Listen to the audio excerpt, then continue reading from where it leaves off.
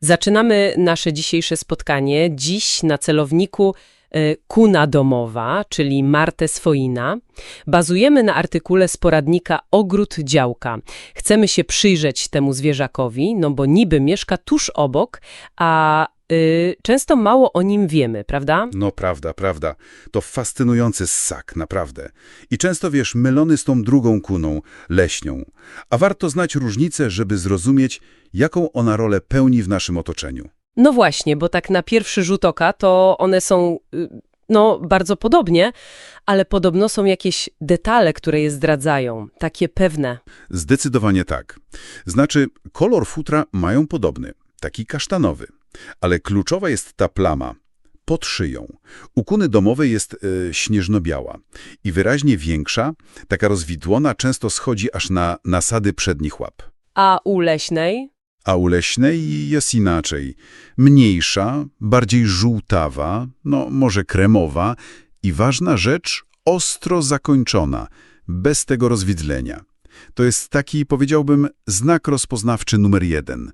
Czyli ten biały, rozwidlony śliniak, jak to czasem mówią, to jest ważna wskazówka.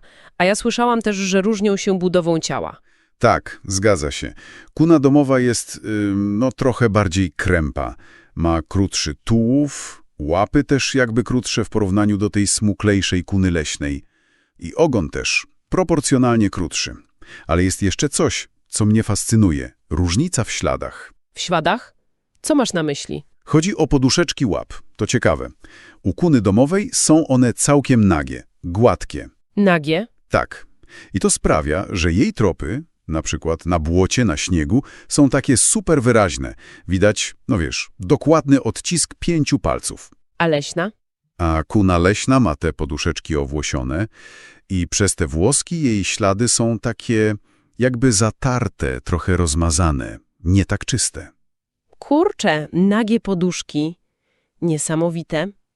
Czyli jak znajdziemy taki wyraźny ślad blisko domu, to duża szansa, że to właśnie kuna domowa. To nas prowadzi do środowiska. Ona rzeczywiście tak się trzyma blisko ludzi. Zdecydowanie.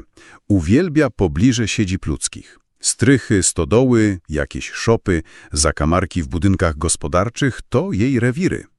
Ciekawe dlaczego akurat tam. Artykuł sugeruje, i to jest ciekawe, że te miejsca mogą jej trochę przypominać naturalne, skaliste tereny. Jej pierwotny biotop.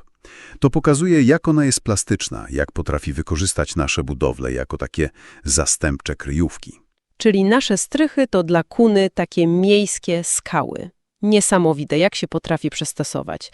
A kuna leśna, jak sama nazwa wskazuje, unika takich miejsc. Dokładnie tak. Wybiera lasy, duże kompleksy leśne, generalnie tereny zadrzewione. I co ważne, ich światy, ich środowiska rzadko kiedy się pokrywają. To naprawdę 2 różne światy. Skoro żyje tak blisko nas, to czym ona się właściwie żywi?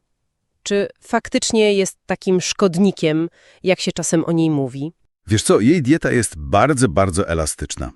Poluje głównie na ptaki, ale też na małe kręgowce. I tu ważna sprawa, chętnie zjada gryzonie. Myszy na przykład. To akurat dla nas jest korzystne. No tak, to plus. Jasne, ale nie gardzi też owadami, i jajami ptaków. A jak jest sezon, to zjada też jagody, owoce, taka wszechstronna jest. Czyli z jednej strony pomaga nam w walce z myszami i innymi gryzoniami. Niewątpliwie. Pełni ważną rolę w regulacji ich populacji, to na pewno.